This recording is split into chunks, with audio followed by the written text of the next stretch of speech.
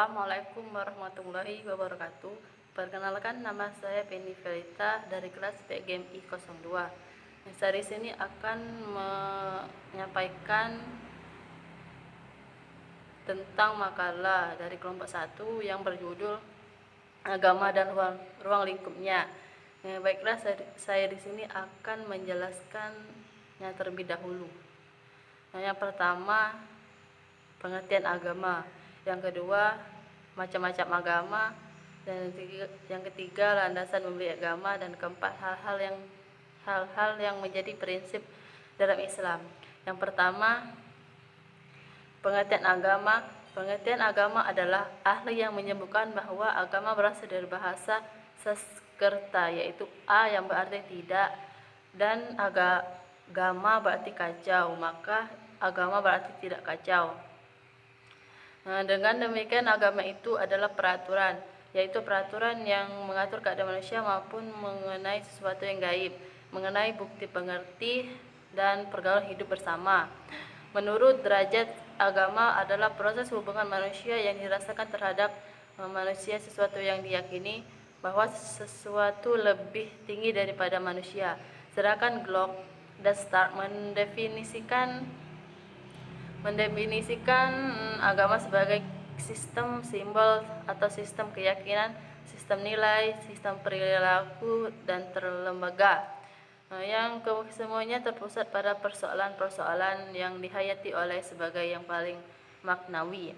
Sedangkan maksud dari Clifford Gibbs mengistilahkan agama sebagai sebuah sistem simbol-simbol yang berlaku untuk menetapkan suasana hati dan motivasi-motivasi yang kuat, yang meresapi dan yang tahan lama dalam diri manusia, dengan merumuskan konsep-konsep mengenai suatu tantangan umum dari suatu eksistensi, membuka konsep-konsep ini dengan semacam faktualisasi sehingga suasana hati dan motivasi itu tampak realistis.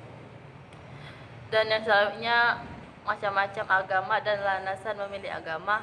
Agama terdiri dari 5. Yang pertama, agama Kristen, agama Islam, agama Hindu, agama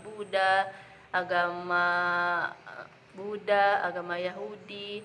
Baiklah, yang pertama saya akan menjelaskan tentang agama Islam. Agama Islam adalah suatu agama wahyu yang disampaikan oleh Nabi Muhammad SAW tahun 570 sampai 632 Masehi di Semenanjung Arabia pada abad ke-7. Islam itu bermakna adalah penyerahan diri. Dan yang selanjutnya, Brahmana atau Buddha. Brahmana adalah salah satu golongan karya atau warna dalam agama Hindu. Mereka adalah golongan cendekiawi yang menguasai ajaran pengetahuan, adat hingga keagamaan kaum Brahmana. Tidak sukai kekerasan dan disimbolkan dengan tidak memakan dari makhluk berdarah, sehingga umumnya seorang Brahmana menjadi seorang vegetarian, seperti makan sayur. Dan yang selanjutnya, Buddha.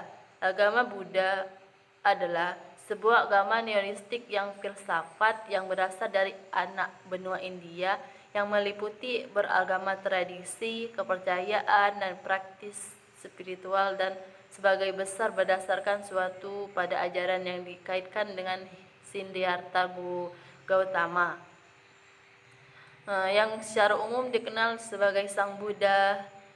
Menurut tradisi Buddhis, Sang Buddha hidup dan mengajarkan di bagian timur benua India, yang di dalamnya beberapa waktu antara abad ke-6 sampai abad ke-4 sebelum era umum. Dan yang selanjutnya, Yahudi.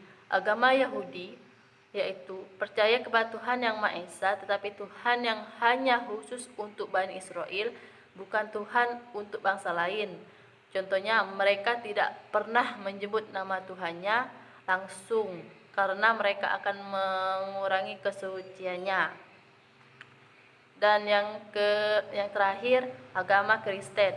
Agama Kristen adalah termasuk salah satu agama Abrahamik yang berdasarkan hidup, ajaran kematian dan penyaliban atau kebangkitan dan kenaikan Yesus dari Nazaret ke surga.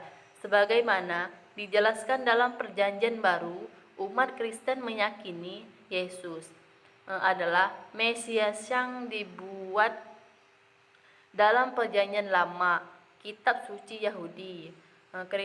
Kristenan adalah monoteistik yang percaya akan tiga pribadi, terutama Tuhan atau Tritunggal.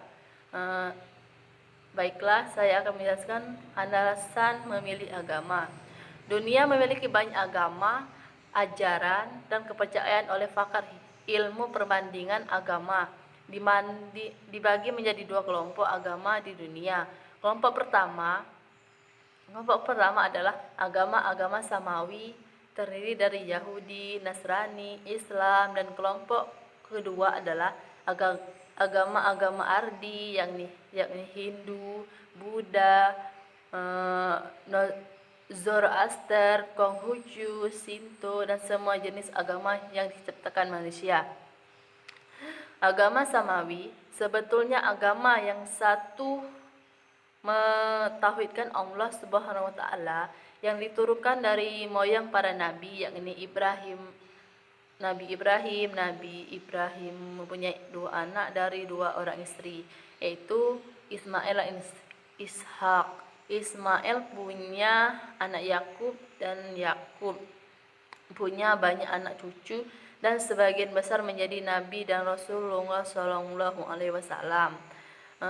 Dan selanjutnya, mengapa kita memilih Islam sebagai agama yang kita yakini kebenarannya dan kecanggihannya dalam mengatur kehidupan? Kita juga dapat umat manusia dalam mewujudkan kebahagiaan dari keselamatan di dunia yang terlebih lagi di akhirat kelak. Paling tidak ada 5 alasan mengapa kita memilih Islam sebagai agama atau sistem yang mengatur kehidupan dunia. Yang pertama, Islam itu datang dari Allah untuk kepentingan manusia yang diciptakannya. Yang kedua, Islam dengan sengaja ajarannya adalah yang terunggul dibandingkan sistem ideologi apa saja yang ada di dunia ini. Sedangkan yang tiga, Islam itu sesuai namanya Al-Islam, diturunkan Allah untuk menyelamatkan kehidupan manusia di dunia akhirat. Dan yang keempat, di samping ajaran agama Islam itu unggul alam segala hal, hukum dan peraturan perundangan lebih paling efektif dibanding dengan hukum-hukum perundang-undangan ciptaan manusia sepanjang masa. Hal tersebut sangat logis dalam melakukan terbukti sepanjang jarah karena yang membuat hukum yang perundang-undangan Islam itu adalah Allah, Tuhan yang Maha Esa, yang Maha Adil, Maha Bijaksana, Maha Mengetahui dan terlepas dari interes pribadi serta hawa nafsu. Dan yang ke-C, hal-hal yang menjadi prinsip dalam Islam. Pada umumnya, suatu agama mempunyai prinsip tidak jauh berbeda atau sama bila dilihat dari sudut pandang pengertian agama itu sendiri, yaitu menginginkan kebaikan, kesejahteraan dan kebahagiaan dunia dan akhirat. Walaupun demikian, tiap agama mempunyai prinsip masing-masing di dalam masalah ketuhanan, ibadah, hukum, dan lain-lain. Dan yang berikut prinsip-prinsip terdapat dalam agama Islam. Yang pertama, mudah, tidak memberatkan atau menyulitkan. Yang kedua, keseimbangan antara kepentingan dunia dan akhirat. Dan yang ketiga, keselamatan dan kedamaian. Sesuai agama dengan pengertian Islam, yang berarti Islam atau damai, selamat, aman, Maka jelaskan bahwa ajaran agama Islam membawa kepada umatnya dan manusia pada umumnya keselamatan dan kedamaian. Dan yang keempat, keadilan dan persamaan. Adil berarti meletakkan suatu hal yang sesuai pada tempatnya.